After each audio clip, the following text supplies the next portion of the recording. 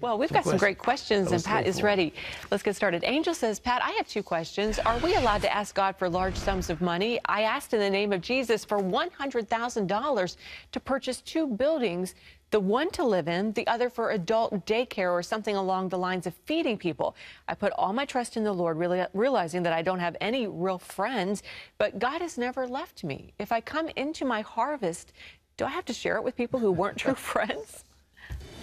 You don't have to share it necessarily anyway, except the Lord shows you, so don't feel under obligation. You know, the 84th Psalm, I believe it is, says, open your mouth wide and I'll fill it. Open your mouth wide and I'll fill it. Ask largely. God is honored by our requests. I don't think you'd want to, he's not insulted if you ask for $10 million. There's a story about a Texan oil man in St. Patrick's in New York, and he was praying for a rather large oil field he wanted to develop. He needed quite a large sum of money. And at the same time, when he was there was a little poor man, several pews in front of him, and he was praying very earnestly. And finally, the oil man figured, well, what's this guy doing? So he goes to him and he says, hey, look, what are you asking for? And the man said, I'm asking for $200. I'm just in desperate need. And the oil man reached in his pocket and he said, don't bother the Lord with that little stuff. He's working on a big deal for me. And he handed him the $200. So the Lord's busy on my big deal. There's no limit. You honor God with the magnitude of your request. All right, next question. All right, Holly says, I want to know why we put the wise men in the manger scene, since the wise men never saw Jesus until he was 2 years old. Where did that custom come from?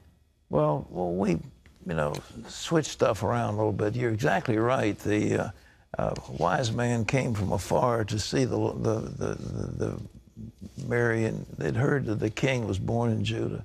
So some of these dates get a little mixed up, but don't sweat it, because it doesn't change the fact that Jesus came to earth, lived his life, was crucified, dead, buried, and rose again that we might be saved. That's the heart of the gospel. All these other things are incidental. What else? It would totally mess up the manger scene if you take the wise men out, too. Absolutely. All those camels and everything. All right. Omar says, for about 2 years, I have been suffering with mental illness and panic attacks, and ever since I've had them, I have felt that my mind has gone to another place where my brain is being sent the wrong messages. Is there anything that I can do to fix this? There certainly is. It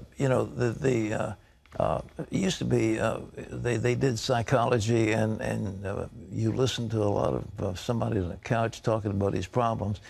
Then they began to realize that there was a chemical imbalance that caused a lot of this psychoses. So a good person who's a specialist in this could fix you. You need some professional help, and maybe a couple of pills will do the job for you. Anyhow, I recommend you see a specialist, and you probably have a chemical imbalance they can take care of.